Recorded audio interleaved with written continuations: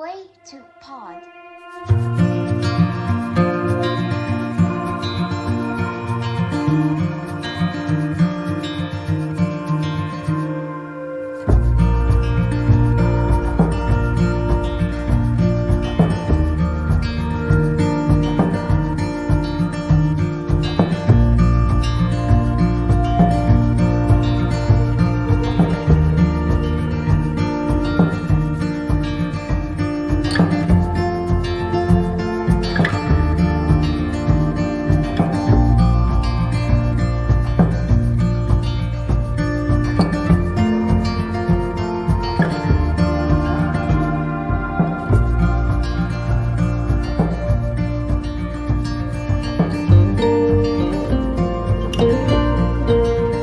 Good morning, good afternoon and good evening, wherever you might be joining us from, you lovely listeners. This is Dr. Ruth Glynn-Owen, CEO and founder of the Blue Sky Autism Project and creator of Play to Talk, warmly welcoming you to our very first Play to Pod podcast. Play to Pod is an opportunity for us to share with you some amazing stories from our past and present families about their journey from the early concerns they had about their child, through the diagnosis, and then the successes and struggles they've experienced along the way. You will also be hearing from some fabulous expert guests who work in the field of early intervention from all across the world. Play to pod. In our first episode, you'll be hearing from a Blue Sky hero of ours, our longest-serving trustee and treasurer and all-round superstar, whose daughter Katie is one of our oldest current clients. We've known Gillian and Katie for almost 8 years now and have had the absolute privilege of seeing Katie blossom and grow into a very chatty, happy, almost teenager. In this interview, Gillian shares her journey from her very first worries, the challenges she had getting the professionals to listen, and the progress Katie made when she found the right intervention. It's a story of hope and happiness with some bumps along the way, and we are truly honoured to be able to share this with you. Thank you for coming on our first ever Play to Pod podcast episode, Gillian. Thank you for inviting me. Yeah, we're really excited about this. It's going to be great. And it's just going to be nice to be able to share stories with everyone out there about all the good stuff that happens, because quite a lot of the time with autism and other developmental delays, people see that as quite a kind of negative. And I think we are really all about the positives. And I know there's bumps in the road along the way, but it's nice to be able to share stories of hope. I think that's one of our biggest kind of aims with this. So if you want to give me a little bit of background on Katie. Katie's 11 now, isn't she? Yeah, she's 11. Makes me feel... She's primary 7. She's going to high school this year. Makes me feel so old. My goodness me. Do you remember when she first came to us and she was tiny little thing? And I think the first group session we ever had, you came to pick her up and she was in the corner in tears because we'd had to take the birthday cake away because I don't think we could have listened to the 47th time of happy birthday. And the aim was to try and get her to play with the other kiddos and stuff. So but I just felt so terrible for you because you just looked so heartbroken and she was crying and I was just like, no, first time. I think the first 2 or 3 sessions, it was all just about getting past Katie's she was putting barriers up because she didn't want to be pushed out her comfort zone. It was like she was going to the toilet and singing in the toilets, and she would kid on she was asleep during sessions, anything that didn't push her out her wee comfort zone. And then once she got past that, it was like, yay, she just wanted to come and play with the Happy Land people. Oh, the Happy Land people, yeah. She used to play with them in a tent though, didn't she? And she didn't used to want to let me in the tent because it was quite a small tent. And it was like recorded memory. She knew every single Happy Land, and if somebody had put one behind a radiator or one had went missing, it was like hunt the Happy Land people. Oh well, she put one down the back of the wall, didn't she? And I think that is still in there. We had a hole in the wall. We got a Happy Land person that's now a minor. I think there's probably more than one Happy Land person in there. It was a Christmas party that we had years ago. She must have probably been about 4, and we had that door handle that used to go through the wall every time someone opened it before we put a note. Was it Rebecca's little brother had got a present from Santa, and her and Rebecca thought it was fine to put all his stuff through the gap in the wall? Yeah, she put that in there and the Happy Land people. So they didn't put their Christmas toy down the hole in the wall. No, they put our little brothers. Yeah, and I think someone else's as well, but I don't know if they ever found out about that. So when did you first start having concerns about Katie's development? I think Katie was about 3 when we first started to notice, and she had this silky in her dummy and she was overly attached to them. It was like a square of silk material. It was a patch of my old jammies that she'd a square cut out of that she just loved the texture. And she was overly attached to it, and she took it everywhere. And she got to 3, and we thought, right, maybe need to get her off the dummy. And that was when we started to notice that she started, when we took the dummy away, she started skipping back and forward. She developed just strange behaviour. She was humming while she skipped back and forward, retraced her steps, and that just looked odd. It was a bit off. That was the first kind of sign that this isn't quite right. And then our play at nursery stalled, like parallel play. She never quite got to the peer play. And I think her sleep was always disrupted. Katie was never a great sleeper, so it was just lots of little things. Our communication, just our peers seemed to be far in front of where she was stalled and she wasn't pushing forward. But it was really the humming and the skipping back and forward. It was like stimming. She just enjoyed it. She was in her own wee world, happy as Larry, and just enjoyed drifting away and skipping back and forward. And that was as we thought, right, there's something here, we need to look into this. And that was, at that point, I thought, I think this is autism. But when you Googled autism, when you looked up what autism was, it was so much more than what we were seeing. So I thought maybe we're wrong. I don't know if that was the first, when she was about 3, that was the first kind of, right, there's something here. And we booked an appointment and went to see the GP. I remember going to see him, me, Katie and Gary, and Katie sat on my knee and she had her iPad and she was just playing her iPad.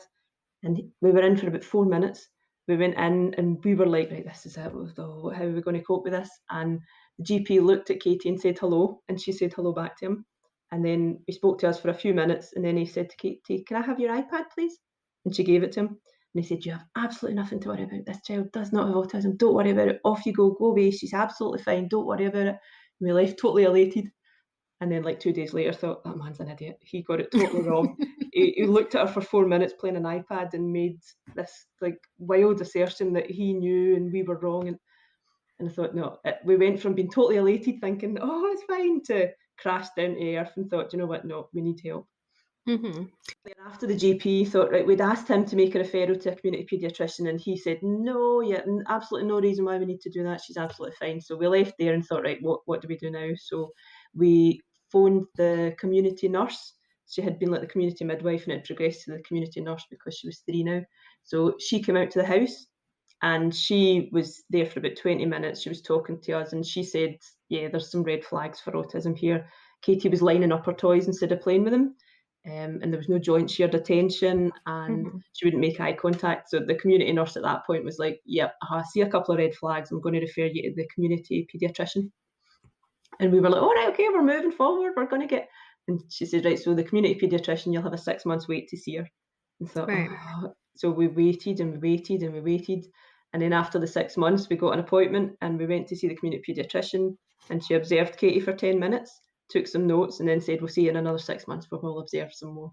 And at that point, it was like, right, the NHS aren't riding in on a white horse to save the day. We can't wait about. What do we do? So at that point, it was like, I think I went into crazy parent mode and I read every book and I was on the internet 24/7 and I was just desperate for like the answer, the cure, the silver bullet that was going to fix this. And I think it took a long time to realise that it's a marathon, it's not a sprint, and there's not one special thing you can do that will quickly fix the problem. And the more and more we looked at everything, there's so much rubbish, so much scary stuff out there. And then it kind of wading through it, it got to the point where it was like, right, you need to be cautious and look for facts, look for evidence, look for scientific research. Don't just go with the marketing and the bump and the parental guidance that tells you to go to all these crazy, scary things. And at that point, everything was pointing to early intervention. It was the only thing that had tried and tested evidence, scientific backed up evidence. And I think that all the models were American. And in America, it was like they were decades ahead of us. They had it all set up through universities and colleges and programs with 20 hours a week. And it was almost like a given. As soon as you went onto that bandwagon in America, you were on that path. And I thought, right, that's what we need here. How do we get that in Britain? And we looked and we looked and we looked, and there was nothing. And I remember going back to the paediatrician and saying to her, I want early intervention. How do I get early intervention? And she looked at me blankly and she said, they do it in a hospital in Glasgow, but there's about a 3-year waiting list, and the resources are so limited that once you get it, you'll get an hour a week for 6-week session. I thought, what good is that? These people are getting 20 hours a week for 3 years. What good is in 3 years' time she might get 6 hours over 6 weeks? And then I think it was one night sitting on the internet, Googling to 1 a.m, which was common practice for me at that point in time. And I remember coming across Spear Glan. That was Blue Skies before. That was what they were called. And I remember thinking, what is this website? I'd never heard of the words before. I didn't know what it meant. And it was like light bulb moment. All of a sudden, there's a place in the UK that does this. It's got this program. They've done early intervention. I remember like almost crying, filling in the parental referral form on the website and thinking, will they come back to me? Will there be a waiting list? Can I afford it? Is this private therapy? And am I going to remortgage the house? And I remember, I think it took 2 days for a response to come back for Blue Skies. And in that time, I had been looking at bank loans and credit cards and mortgages and asked my parents and asked Gary's Flights parents. to America. Yeah, everybody was like, yeah, do you know, whatever it costs, whatever it takes, this is what she's our only child. It was like, whatever it takes, that is what we're going to do. And I remember coming through to Bridge Allen and meeting with you. And we came into the room and me and Gary sat in the corner on kid-sized beanbags.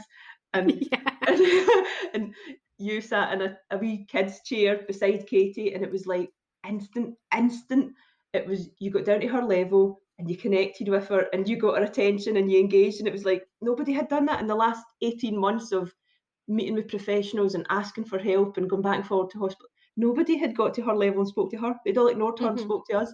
And I remember thinking, this is where we need to be. This is what we need. And all the way through the session, I kept saying, so what is the cost? And you kept saying, don't worry about that. And I remember thinking, oh my God, this is what we need to do, and it's going to be extortionate, and I can't afford it. And I was terrified that we weren't going to be able to afford what we knew. It was right in front of us and we needed it.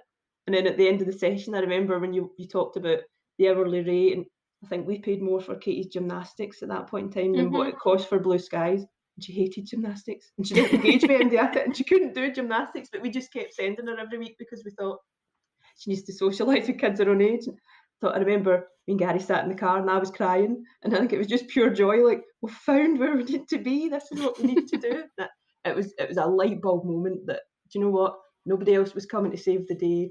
We'd found this place and it was an amazing centre and it was going to offer the right therapy, and we knew we were in the right place because the fact that you engaged with Katie within a few minutes, caught her attention, got to her level and got a response out of her. I think that's the problem with a lot of assessments with kind of more traditional professionals. They don't really talk to the child, or they don't try and engage with the child, whereas I'll be crawling around the floor. I've gone through millions of pairs of jeans on that carpet in Blue Sky and Bridge. I remember we left and we get to the car and Gary were crying, and we eventually calmed down and we looked around and Katie had stole a ball at the ball pool. Must have enjoyed it because she took a little part of the centre away with her. Well, I think we probably had to frisk her for Happy Land people for years afterwards, didn't we?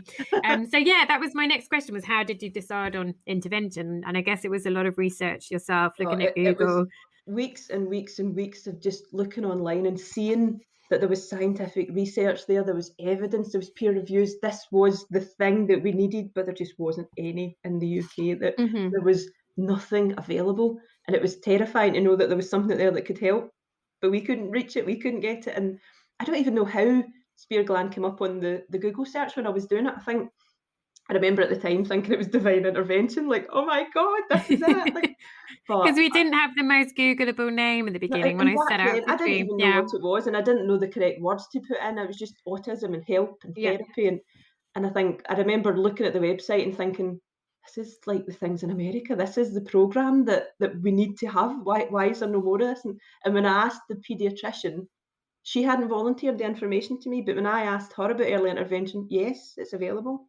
Just not for you, and not in the next 3 years, and not in the level or the quantity that you need it. So it was endorsed. They knew about it, but they didn't have the resources to be able to give it to us, so they couldn't put it forward.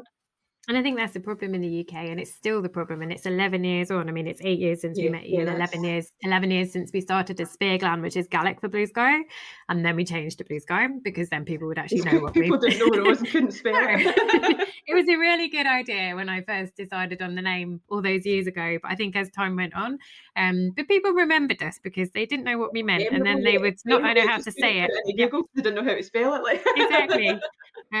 So yeah, and we used to call that Gaelic service. Not that any of us actually ever speak Gaelic, but I think that's the problem in the UK, is that there is that knowledge that early intervention can really help, and evidence-based early intervention, but there isn't the resources and there isn't the budget, and the health services really struggle, and it's nobody's fault, but they have a very much one size fits all that doesn't really work for a lot of children with autism, especially little ones, especially when they're preschool, because it's very adult directed. A lot of traditional speech therapy is very picture based and very adult directed, and the child has to learn to attend to the adult chosen task before they can move forward with their speech therapy. Whereas we're like, what does that child like to do? Cool, they like to crash things on the floor. Let's make a game out of that, and let's encourage communication through that. It's not about attending to an adult when you're that age. I think a lot of it as well, when we went through the speech therapy side of things through the NHS, and that was great, and it was a brilliant addition to early intervention, but it wasn't a substitute for it. And what they had done, I think, due to limited resources, was here is a parent training course, go and do it yourself. But surely it's better to have somebody that's got a degree or a PhD or years of experience and knows how to apply the therapies that can teach the parent to do it as an addition to the in-session therapy, but it can't be the only thing. No, and I think it's too stressful and emotional for parents to be expected to be their child's only therapist. Disconnect and let someone that isn't emotionally involved do it, because I think at first, especially for Katie, she fought against it the first couple of weeks because she didn't want pushed out her comfort zone. She didn't want to engage because she was comfortable in the little bubble she'd created for herself. So like the going and visiting the toilet and sitting in there for 20 minutes singing, or when she was asleep, it was avoidance techniques because she didn't want to have to be pushed out her comfort zone. But once she had went through that, pushed past the wall, she loved it. She was desperate to come back for more sessions because she realised that when you engage, it's good, it was fun, it was, and you could see that it was almost like dominoes falling with Katie. Once the first thing fell into place, the next thing fell, and it was like it got faster and faster, and you moved the targets, and I remember at one point stopping and looking back and thinking, look how far we've come. You focus so much on the next target and the next target, and you were so target driven that sometimes just stopping and looking back and seeing the progress that we still had made, and it was amazing. And just that whole idea about how the social can be fun and people can be fun, because sometimes children who have social communication difficulties, they're quite anxious about other people, or they're just not particularly motivated to want to engage and play. But I think what we do really well, and we have done for the last 11 years, is that we really do meet the child where they're at, and we don't worry about where they should be or where they need to be next week or next month or next year. We're just looking at where they are now and looking at what they're interested in and making ourselves super fun, but also putting some demands in there so that there is some progress. And I think that's the difference between us and maybe some other more traditional therapy models that are used in the health services. There was no downside as far as we were concerned. When we found Blue Skies, Katie didn't have an autism diagnosis yet. She had many red flags, and I knew in my heart that she had autism, but we weren't along the 2 years of observing before the diagnosis bit. And at that point, I remember everything that we were looking at, it was like, right, look at the pros, look at the cons, weigh it up, balance it, what's the benefits. There was no downside to play therapy, to early intervention. It was either Katie was going to an extra club and getting a little bit of support, or Katie was getting this amazing therapy that was going to make a world of difference. There was no downside, there was no negative, there was nothing that held you back. Don't wait for a diagnosis.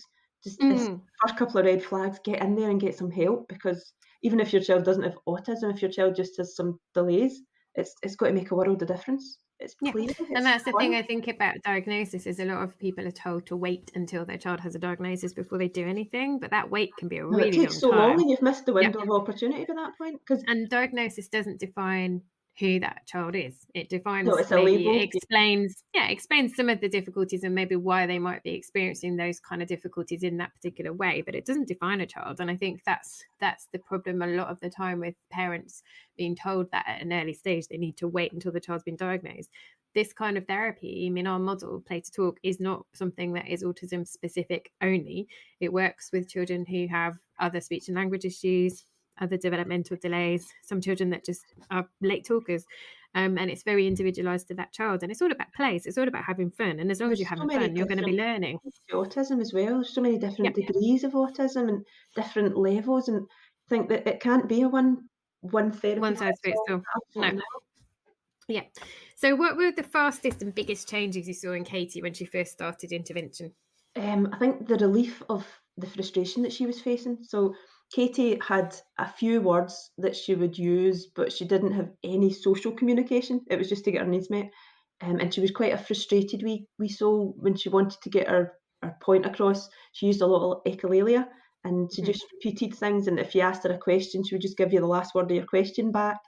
And she was really frustrated because she couldn't communicate and you couldn't understand her version of communication. And so she was really frustrated. And the more frustrated she got, the more she would do the pacing and the humming. And so I think it was just seeing the frustration melt away and seeing the happiness that she got excited and she looked forward to going to the next session, and she came out happy. And the more she was able to communicate, the less frustrated she was and the happier she got. And it was just, it built on everything built on the next thing. And you just seen her, she blossomed, she bloomed. You could see the speech developed, the communication skills developed, the ability to engage developed. She started playing with her cousin, and that was lovely to see her. She actually realised she was there. It wasn't just play alongside her and ignore her. She actually engaged. They would sing songs together.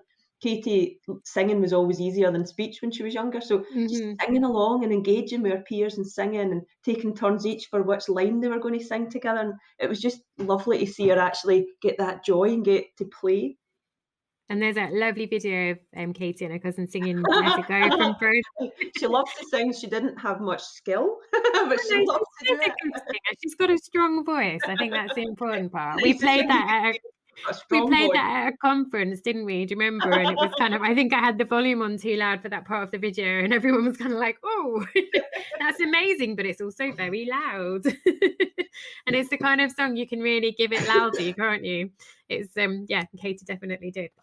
So what's your journey been like for you since? And what's the journey been like since Katie kind of had that click and she started to make progress? And obviously she was really little at the beginning, and you've had primary school, and you've had it's been a roller coaster. It really has been a lot of ups and downs, but more steps forward than steps back, which is lovely. And it's you get to a point where you realise that the things that stress you out, it's like, you know what, it won't be like this forever. You're just going to have to get through this, because there's usually a downturn follows a developmental phase. So where Katie's behaviour would go off the chart, and the first couple of times it happened, I'd be like, oh my God, we're regressing, we're going backwards.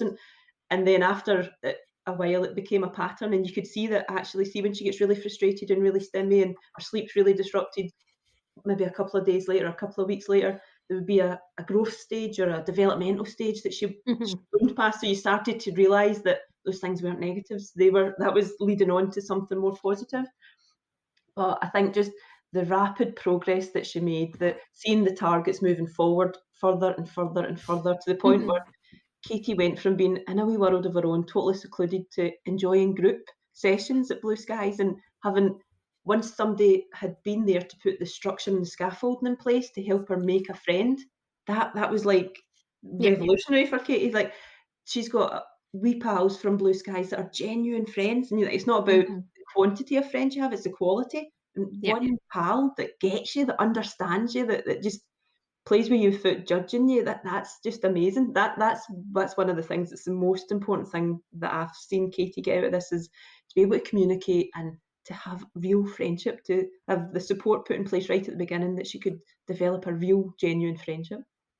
And I think, being one of the few girls that we have at this age, I think there's probably definitely going to be a Blue Sky wedding at some point in time. She's going to have pick of the bunch. She's very good at going between different relationships, isn't she? Oh yeah, she's got a BFF and a boyfriend on the go at one time. Yeah, often the boyfriend doesn't know he's now become the friend, and it's very complex. So if you could give advice to a first-time parent who was having concerns about their little one, what would be your top 3 tips? The first one, I think, would be just stay calm and look for facts. Get early intervention, and don't go with all the crazy scenarios that are out there on the internet. Just go with the evidence-based, research, scientific ones. Get early intervention. So that would be the first thing. The second thing would be find parents that are on the same journey that you're on, somebody you can talk to, because that was really, really important. Just go easy on yourself and don't stress yourself out too much, and find somebody that knows what you're going through. I mean, I had lots and lots of friends, but none of them had children on the spectrum, so none of them got it. None of them understood what I was going through, and that was quite isolating. So find a couple of parents that are on the same journey that you're on, and just ask them ideally somebody a wee bit further ahead on the journey, so you can say, what did you do? What worked? What helped? What was rubbish? What should I ignore? That's a biggie. That's important. Find a parent that's on the same journey. and really just like don't take no for an answer. Just push and push and push, because nobody's coming and giving you all the support and all the help and everything that you need unless you go out there and look for it. So don't sit back and wait for the local authority or the NHS to come riding in on a white horse. They don't have the resources, they're not coming. So you have to get out there, knock on doors and demand the help. Don't take no for an answer. And I think that's the problem, isn't it, a little bit with a lot of the families that we see across the years, and we have seen across the years, is that sometimes people are just told they can wait it out and something will happen. Yeah, and you should trust the people that work there want to help. They really do. Yeah. They just don't have the resources. They don't have the ability to help every kid in that situation. And I know it's selfish, but I was only interested in my kid. So Yeah. I had to get out there and push forward and don't take no for an answer. That's the biggest thing that I learned. Don't be scared to upset people. Just push forward and don't take no for an answer. Yeah, we won't talk about the incident with the paediatrician that you made cry. And that's the thing. I think a lot of families we work with look back on things that have happened along the journey and think, well, who was that person? Because actually they become quite militant, and that's see exactly if it was right, me, because you have to be. someone treating me that way, I would accept it and I would put up with it and I would be Mhm. polite and I would smile. But someone treating Katie like, how dare you mistreat my daughter? How dare you not give her what she needs? It was almost like the inner lioness came out. And sometimes I would look back and think, oh my God, I'm embarrassed I've done that. And then think, do you know what? I'd do the same again and again. And Exactly, again. for Katie. Yeah. Yeah. But if it was in a restaurant and you got a really really rubbish meal, you'd just be like, yeah, that was lovely, thank yeah, you. thank you, leave a nice tip, smile, off you go, yeah. Very British. So what are your hopes for the future for Katie? Because you're just about to start the secondary journey, which is really scary. So And for me as a professional, having worked with you for such a long time, makes me feel very old to think she's going to secondary school. So what are your kind of big hopes for Katie for the future? I think just I want her to get the right support in secondary school so that she can learn. She's so keen to learn. Katie's a people pleaser. She wants everybody to be happy and she wants everybody to be proud of her. So really just manage her anxiety, keep her supported and keep her happy. She's a happy wee soul. She just takes everything in her stride. Nothing phases Katie. So just keeping her happy. And Katie's goal in life is to be a pop star during the day and have her own restaurant at night. So hopefully that'll be where we head. I can absolutely see her doing that, though. I really can. I think she's watched too much of like is it the Frog Princess? She wants to be Tiana. She wants to be a singer during the day and have a restaurant at night. Wow. What kind of restaurant? Chips? Pizza? Chips. It would have to be chips. Chips, Yep. chips, and more chips. Well, that sounds like an amazing aim for the future for Katie. And I think, having heard her sing over the years and her Lady Gaga is just, uncanny, isn't it? Isn't that a karaoke bar? Because she's like karaoke queen. Well, she could do all of those things. She could be a famous pop star with a restaurant and a karaoke bar. But thanks so much for talking to us, Julian. That was absolutely amazing. And it was nice to chat back and think about all these things. All that. I know, it's nice to reflect and kind of thinking from my perspective, thinking about Katie when she first came in and kind of where she is now. I mean, it's pretty outstanding, isn't it? From our point of view, I have so much respect for you guys and what you do, because without your service and blue skies, it's scary to think where Katie would be. She would be a different wee girl. She would still be in her own wee world, happy, but in her own wee world, in her own wee bubble, totally isolated, totally alone, unengaged, disengaged, and just happily plodding through, a smile on her face quietly, causing no trouble, but being totally overlooked. And Yeah. she's happy, she asks for help, she has conversations, she's got social skills, she's got friends, all the things you want for your child, Katie's got now, and only has them because of the service that you guys provide. Thank you. And I think that's the big thing about what we do is it's not that common in the UK for a service like ours at the moment, and it should be. And there are people out there in other places in the UK doing amazing things. We're not the only people, but there should just be like thousands and thousands of services like ours. On the internet, it's all about America, and even Europe. Most of Europe have got services and provisions in place now. And I don't know why the UK is still so intent on observe and diagnose and slap a label on, but don't actually engage to help. I don't know why we've not went down the let's fix the problem, let's identify the problem and let's label the problem, but not actually fix the problem.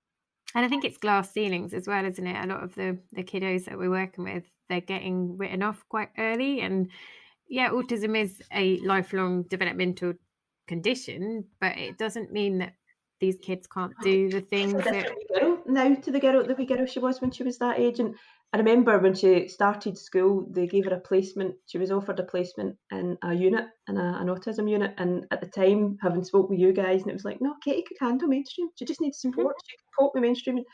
And she loved mainstream school. She blossomed. She was surrounded by positive role models and things that didn't come natural to her. She could copy, model the behaviour around her, fit in, and it was just a new world that opened up to her because she was able to communicate. She could join in that wee world, and she could do those things rather than just be sidelined into the kind of segregated to the side and almost written off. And you think that it's just not fair. That shouldn't happen to a kid. No kid. And I think every child has a potential that they can fulfil, no matter what that is, and they need to be given the support to be able to do that. Do it and achieve it. And you know what? They don't need to be the biggest academics in the world. Just a pal, somebody that you can be friends with, that you can engage with.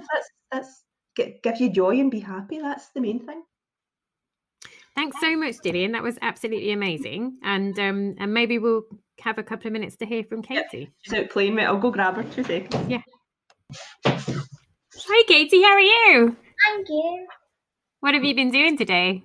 I've been chilling, and we made Rice Krispie cakes, and we went on a walk. Wow, that's really cool. Yeah. Do you know what me and your mummy were talking about? What? We were talking about you, weren't we? Uh-huh. How cool and amazing you are. Uh-huh. And we were talking about how when you were really little, do you remember coming to see us when you were tiny, when you were about 3, and used to play with all the Happy Land people? Uh-huh. Do you remember the bag of Happy Land people? Yeah, they were fun to play with. Do you remember how many we had? A what?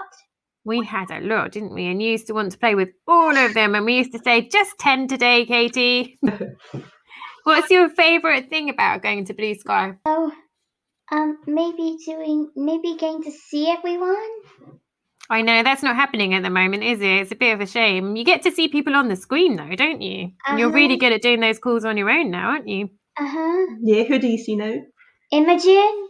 And is she your favourite? Well, she is nice. She's not a favourite. You don't have favourites, do you, Katie? No. No. Who's your favourite? I don't have favorites. Oh, you don't have favourites, right? No, that's okay. We don't have favourites. Who's your best friend at Blue Sky, though? Sunny. I thought that was the case. Uh-huh. You've known him for a really long time, haven't you? Do you know how many years you've known him for? How many? I think probably about 7 years, isn't it, Julian? Wow, yeah, it must be. I think it must be, yeah. That's cool, isn't it? Uh-huh. And what are the favourite things that you and Sunny do together? Well, this one time I met him at the park. Yeah. Remember he's done a documentary? Yeah, we did a documentary. And what do you want to do when you are a big grown-up? What do you want to do? What do you want to be? I maybe want to be a singer. Mm-hmm. And we start a life with a family. Start a life with a family? Oh, that would be nice. Wow, are you going to get married? Well, when I grow up, I think I might. Who are you going to marry? I'm not sure yet, but I still have a lot of years until I'm a full-grown adult. Thank you so much to Gillian and Katie for making the very first Play to Pod episode so special. We hope you enjoyed their story, and there's lots more where that came from. We're going to have lots more interviews coming up in the next few episodes. If you feel that you may benefit from some kind of support from ourselves, you can find us on www.blueskyautism.com and at www.playtotalk.co.uk. The world could fall down, it's gonna be okay. The sun could go out, we're gonna be okay. If all the blue skies ain't too gray, we're gonna be okay.